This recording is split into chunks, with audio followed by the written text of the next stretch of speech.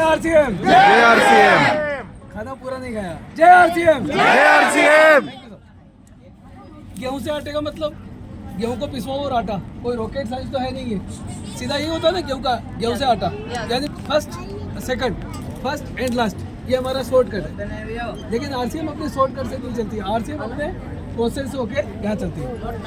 अब गेहूं में दो प्रकार की इम्प्योरिटी होती है, एक तो ऑर्गेनिक और नॉन ऑर्गेनिक। ऑर्गेनिक इम्प्योरिटी में गेहूं के पौधे के डंठल वगैरह आते हैं, इसके कच्चे गेहूं जिसको थोते गेहूं बोलते हैं, वाली के एश के, और इस प्रोसेस में कोई गेहूं टूट जाता है। इसके बाद में आती है इसकी डस्ट वगैरह। अब आती है इसकी नॉन ऑर्गेनिक इम्प्योरिटी, जिसमें कंकर पत्थर ये आ जाते हैं। अब इस प्रोसेस में एक मड बॉल होती है, जो पौधे के जड़ों के साथ में मिट्टी की डली, जिसको खेत से मिट्टी की डली आए, वो इसमें आ जाती है, उस प्रोसेस से नहीं निकलती है। उस नहीं निकलने का कारण ये होता है कि उसकी जो डेंसिटी होती है गेहूं के बराबर होती है, तो मशीनें क्या उसको एक्सेप्ट कर लेती है, उसको रिमूव नहीं करती है। उसको अलग से निकालने के लिए उस मड बॉल के स्ट्रक्चर को चेंज करना पड़ता है, यानी गेहूं को रबिंग करना पड़ता है, और रबिंग करके इस प्रकार की डस्ट को निकाल लिया जाता है। गेहूं आपका पूरी तरह से साफ हो गया। लेकिन गेहूं के बीच में एक डीप लाइन देखी होगी, डीप लाइन, एक गहरी लाइन होती है। इसमें जो ये मड बॉल की जो डस्ट है वैसे आके अटक जाती है। इसको साफ करने के लिए एक सोलर मशीन में डालते हैं, जिसको हम नीडल मशीन बोलते हैं, और उसमें जब गेहूं रोटेट होता है तो नीडल क्या करेगी, जब भी इसके कॉन्टेक्ट में ये डीप लाइन आएगी, इसको स्क्रैच करके ये अलग से निकाल देगी। अब दोनों का जो कलर डिफरेंस है वो इसी बात का है कि ये मड बॉल की डस्ट का डायरेक्ट कलर है और ये स्क्रैच किया हुआ है। गेहूं आपका पूरी तरह से साफ हो गया। लेकिन गेहूं आपका स्टोर कहाँ था? किसी लोकर में थोड़ी जाके गेहूं, गोडाउन में था, वेयर हाउस में था, मंडियों में था, व्यापारी के घर पे था, किसानों के घर पे था। तो वहाँ किसी ने चूहों की चौकीदारी की, चूहों की चौकीदारी, किसी ने चूहों की चौकीदारी की क्या वहाँ पे? नहीं की। तो चूहे ने अपनी गंदगी कहाँ फैलाई? गेहूं में। गेहूं में। कोई भी पक्षी आया यहाँ से दाना उठाया, इसे पे पीट कर गया, गंदगी कहाँ है? गेहूं में। कोई पट्टेदार जाएगा, जूते पहन के जाएगा, जूते खोल के जाएगा, पहन के जाएगा। गली मोहल्ले की गंदगी जूतों में, और जूतों की गंदगी गेहूं में। जब मंडियों में बड़े बड़े ढेर होते हैं, रात को चौकीदार सो जाते हैं। आपको बात कड़वी लगी कि लेकिन सत्य बोल रहा हूँ मैं। मंडियों में बड़े बड़े ढेर होते हैं, जहाँ पे चौकीदार सो जाते हैं, रात को उसी गेहूं के ढेर पे कुत्ते बिल्ली घूमते हैं, तो अपनी गंदगी कहाँ करेंगे? गेहूं पे। यानी गेहूं आपका अशुद्ध हो गया है, खाने लायक नहीं है। इसको साफ करने की मशीन कहीं भी नहीं है, हमारे पास भी नहीं है, और इंडिया वर्ल्ड में कहीं नहीं है। इसको साफ करने के पास हमारा एक ही जरिया है, पानी। तो गेहूं को पानी से धो के गंदे पानी को ड्रेन कर देते हैं, और हमारे पास साफ सुथरा गेहूं रह जाता है। उसको हम 8 घंटे के लिए स्टोर कर देते हैं। 8 घंटे तक स्टोर करने का मतलब ये होता है कि किसी भी सीड में यदि एक बार पानी लगे तो सीड अपने आप में जर्मिनेशन करता है, अंकुरण करता है। कोई भी सीड हो, डॉक्टर कहते हैं आप अंकुरित मूंग खाइए, अंकुरित चने खाइए।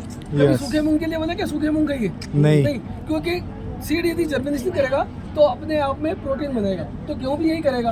गेहूं 8 घंटे में जब इसका प्रोटीन बन जाता है तो हम इसको यहाँ पे इस मशीन में भेज देते हैं। ये ग्राइंडिंग मशीन का टॉप है और ये है बॉटम।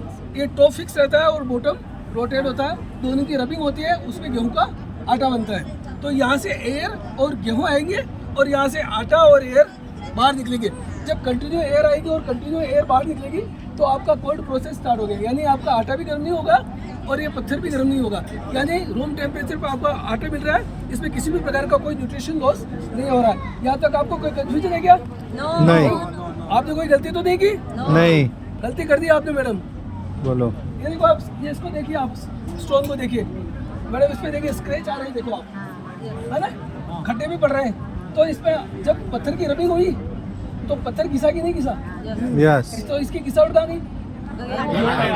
निकालो।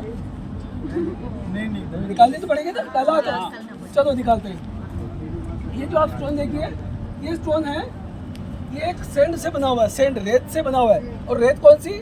जिस रेत में आयरन की कंटेंट है, जिस रेत में हल्की सी आयरन की मात्रा है, उसी रेत को सेलेक्ट किया है और उसी को कंप्रेस करके पत्थर बनाया है। समझ गए ना आप मेरी बात? इस पत्थर की जो रेत है उसमें आयरन की मात्रा है। यदि इस पत्थर की रेत में आयरन की मात्रा हो तो उस घिसावट में भी तो आयरन होगा। Yes. और आयरन वाली डस्ट को निकालने का सबसे अच्छा तरीका क्या है? मैग्नेट। तो यहाँ से जो आटा निकलता है हम उसको एक मैग्नेटिक फील्ड से भेजते हैं। मैग्नेटिक फील्ड का मतलब होता है एक बड़ा सा पाइप होता है, उसमें हवा के प्रेशर से जब आटा जाएगा तो आटे का एक एक पार्टिकल घूमता हुआ जाएगा, और जाएगा वो जब ऊपर जाएगा तो बीच में उसको मिलेगा एक बहुत बड़ा मैग्नेट। तो मैग्नेट क्या करेगा? इसकी डस्ट को खींच लेगा। प्लस इसकी डस्ट ने किसी आटे के पार्टिकल के साथ कांटेक्ट भी किया है तो उसको भी वो खींच देगा। तो ये कैसा होता है मैं आपको बताऊँ। ये मेरे पास छोटा सा मैग्नेट है, ये मैं इसको कपड़े का कवर दे रहा हूँ। ये देखिए, ये ऐसा ही मैग्नेटिक फील्ड बनता है। इस प्रकार से मैग्नेट पाइप के बीच में रहता है। यहाँ से आटे का एक एक पार्टिकल घूमता हुआ जाएगा, हवा के माध्यम से ज़्यादा आटे का एक एक पार्टिकल घूमता हुआ जाएगा, यहाँ पे जाएगा तो मैग्नेट इसकी डस्ट को क्या करेगा, यहाँ पे रोक देगा और बाकी को आटे को छोड़ देगा। तो ये आटा और ये है, इसको मैग्नेट ने पकड़ लिया, इसको मैग्नेट ने नहीं पकड़ा। क्यों नहीं पकड़ा मैं आपको बता देता हूँ। ये मैं इसको आटे में घुमा रहा हूँ,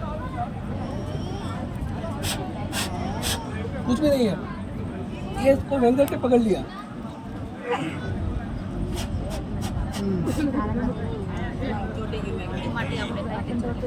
ये क्या है, पत्थर की घिसा होता है, जिसको यदि इस पे सेपरेट नहीं करे तो ये सीधा हमारे पेट के अंदर जाएगा। अब मैं इसको मैग्नेट कर रहा हूँ, सेम ऐसा ही आटे का पार्टिकल जैसा ही पार्टिकल है, कोई डिफरेंस नहीं, आपको कंकर पत्थर नेचर नहीं आएंगे, बिल्कुल ऐसा ही पार्टिकल है, इसको आप छू के देख सकते हैं, बिल्कुल ऐसा ही है।